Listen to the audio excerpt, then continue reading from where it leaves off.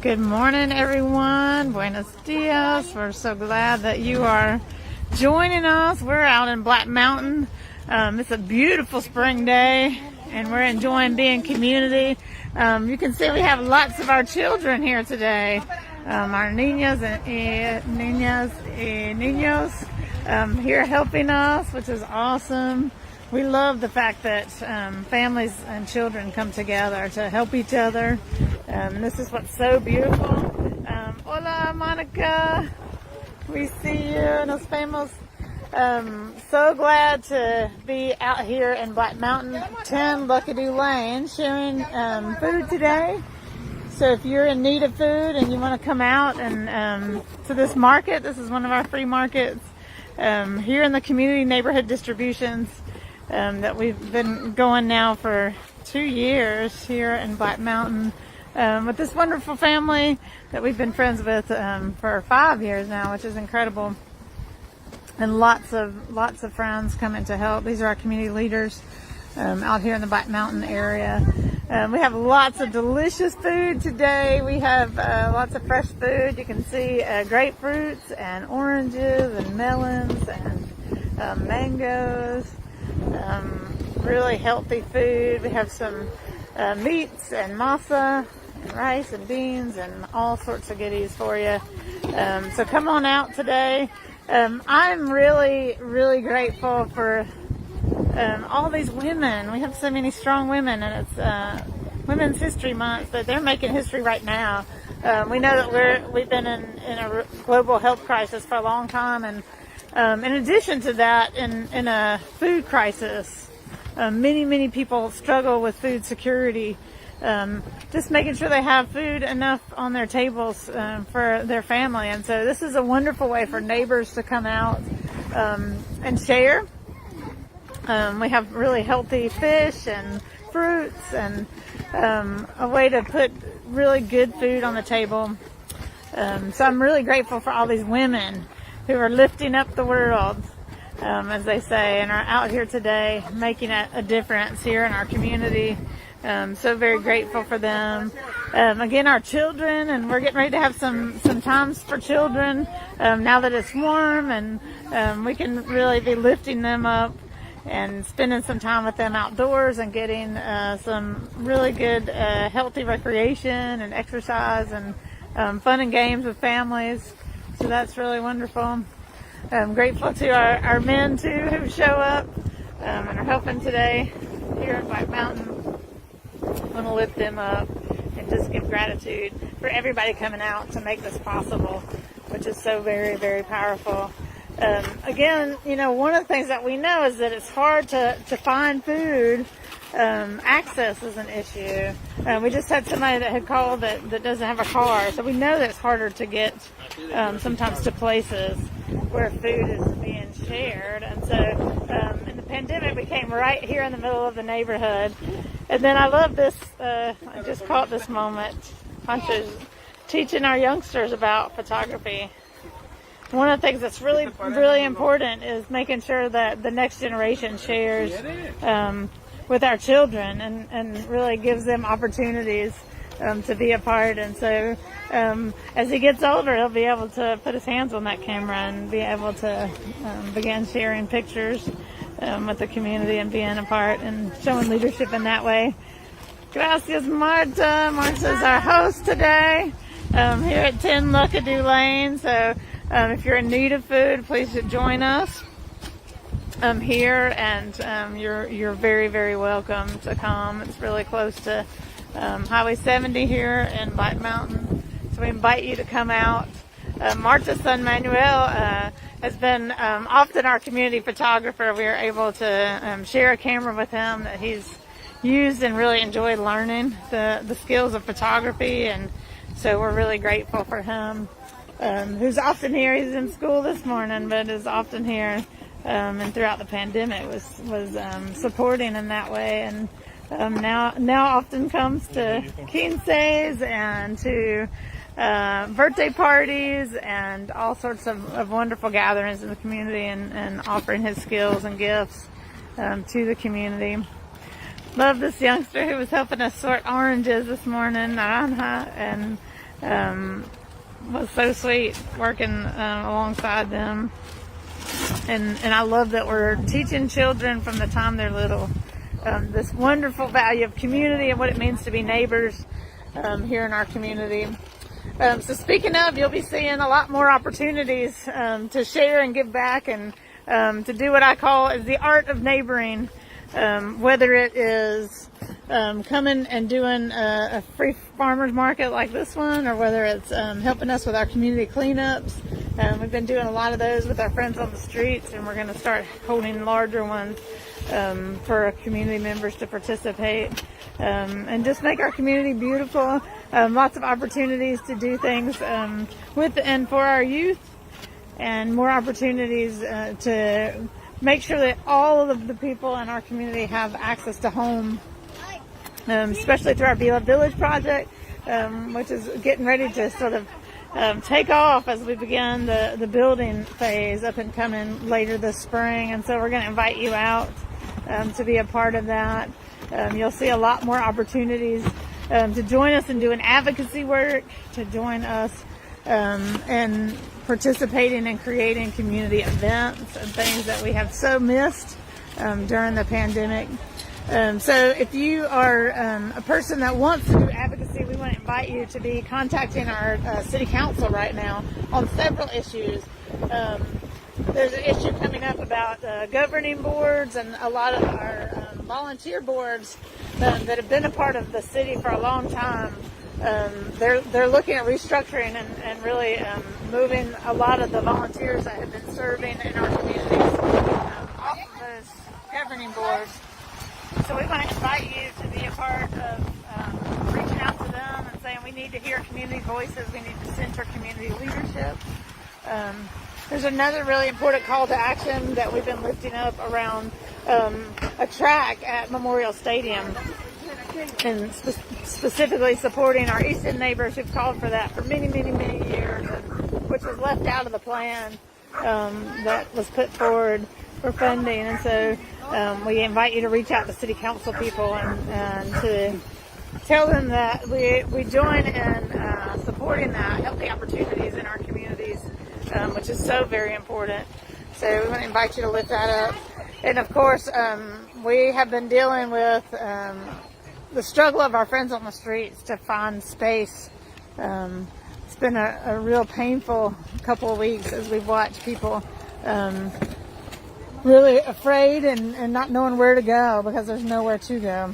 There's nowhere legal to go. And so supporting the call to end this 24-hour eviction policy and to support shelter for all, which we just so desperately need in our community. We don't have enough shelter space for everyone in our community. And as Code Purple ends at the end of March, and the Ramada Inn is closed in terms of sheltering, we will see lots more people, unfortunately, who have no place to go in our city. And so we want to support smart policies, and we know that this 24-hour eviction policy actually disrupts people and causes people to be less stable and to have less access to resources that they so desperately need. So we want to invite you to do that advocacy work with us as well. Look at this fresh, healthy food coming out. These wonderful, powerful women lifting the world. We get a workout here, so I'm just really, really so blessed by all of these wonderful, wonderful people who are here to help and support their neighbors. Have been doing this here, like I say, for 2 years now, throughout this health crisis, being able to share food and make sure that people have food on the table. And one of the things that we know is that this really worked in terms of creating access for our neighbors. And so we're so excited to be able to be here right in the neighborhood and to support families in our community and being able to have healthy food on their tables. So again, we're at 10 Luckadoo Lane. We want to invite you to come out and to be a part of the change. This is one of the real innovations that came as a part of this health crisis, is that we began to operate much more in neighborhoods and to make sure that we were close to the people And when we're close to people, we know the struggles, community struggles, and we also see opportunities to build. Grateful to be creating this community leaders network that is really building strength and power in neighborhoods, and supporting the people and beginning to talk about what is it that we need to thrive and grow, and so very honored to be working alongside these amazing community leaders who, as I say, we've been working with for a couple of years in this way. And our wonderful dear one, Marta, who we've known for about 5 years and been working together alongside each other. And when our families eat together and laugh together and cry together, wonderful things begin to happen. We can begin to create a community where everybody can find joy and hope and thriving. And so I want to invite you to be a part of that. I want to invite you to be a part of being what your neighborhood needs, reaching out to people around you. There are a lot of people in our community that are lonely, that are struggling. We know mental health has been a real difficult thing in the pandemic, as people have been really, in their homes and more isolated, and we need each other, and that's what we know. We need each other, and we need community, and so this is one of the ways that we get to show up in community, to celebrate and connect, and to say, how are you doing? How's your family doing? To celebrate joys. We had several of our young people to make the 80 honor roll, and we've been celebrating them and lifting them up. And so we love to hear about those things, like when our community members are really wanting to celebrate that we can be here and cheer on these young people. And we get to be holding some kids' day parties soon, to have some healthy recreation and family time that we're hosting. So all of this is really part and parcel of the work, right, of community. When we create spaces where we all can be and where we can be celebrated and seen, and where our children can come and know that they have people who are here for them, that matters so very much. Want to also lift up, we were doing a really powerful racial equity training yesterday with our friends over at First Presbyterian, and Carmen Ramos Kennedy, our Director of Equity and Community Engagement, joined with me as we did some work around using asset mapping as a powerful tool for racial equity. And so asset mapping is just this, is looking around you and seeing what gifts and resources you have, or your neighbors have, to be able to make things better in the community, to be able to create the changes that we want to see. And so one of the things that we learned is that neighborhoods are really powerful places and spaces, and everybody wants a chance to use their gifts. And so this is what we heard from a lot of the women here, is that they had never had a place to use their gifts and to share with their community.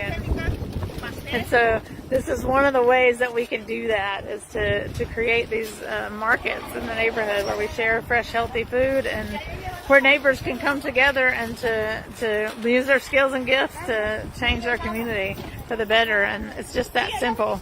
Sometimes, when we see a problem, oftentimes we'll start talking about the problem, and we'll I see this happening often here online in social media, as people are like talking about the problem, when it is that we can come together and begin to change things and make things better just by using our muscles and our minds and our networks of friends and neighbors to come together.